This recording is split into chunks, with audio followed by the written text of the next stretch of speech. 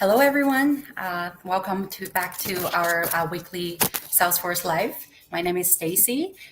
For those of you who may not know me, I am located in Toronto, Canada. I am the one who manages anything Salesforce related in the Canadian and the US markets. And I'm wondering, like, how many of you may have worked on the projects? Probably all of them would have some sort of offshore contractors working with you.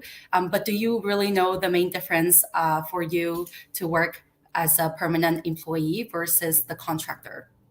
So a lot of people may think contractors, yes, they are working on a contract basis, but they're not sure like how the pay may work and how like the details that the differences may be.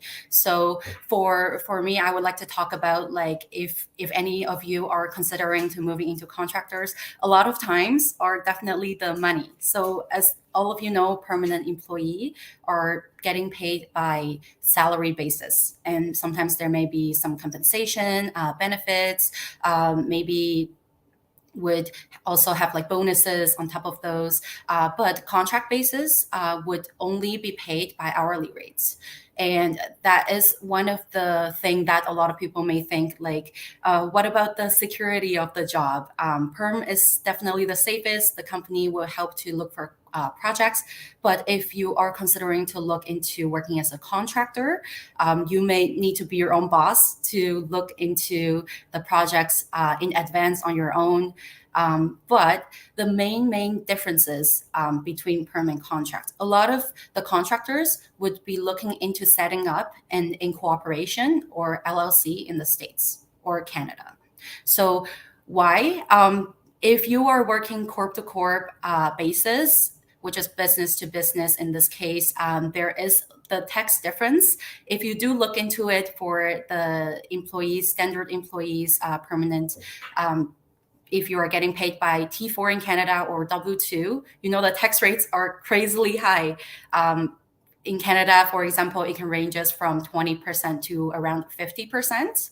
In the States, W2, the tax rate for the tax rate may charge around like 37%. But if you are a business, the tax rate is definitely much lower than that. And on top of that, there are the tax deductions that you may be able to write off.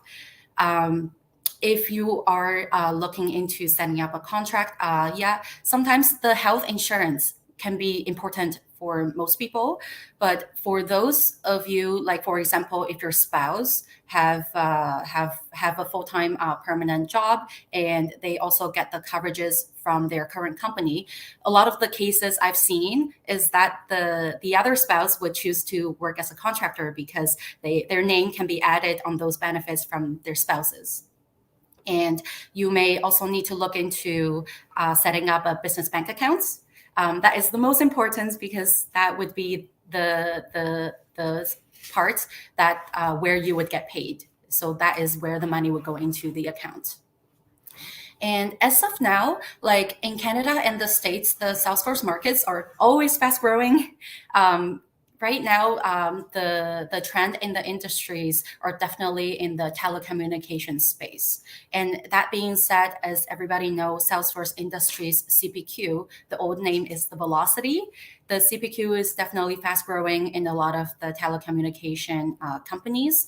And that is definitely where a lot of the talents are needed.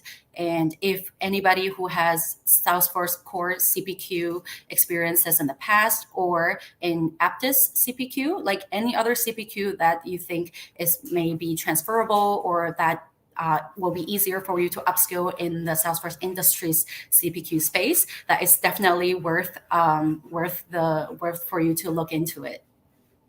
And for the hot roles that I am working on at the moment, so far it would be also in the telecommunication space, Salesforce Industries CPQ Business System Analyst. So anybody who has any CPQ background as a business analyst in Salesforce ecosystem, If you'd like to have a chat about more details in this job, I would love to chat with you. And make sure to follow me and connect with me for any future Salesforce job opportunities. Not only the BSAs, but also with the Salesforce developers, architects, and yeah, if you have any questions, make sure to let me know. Thank you, and we'll see you next week.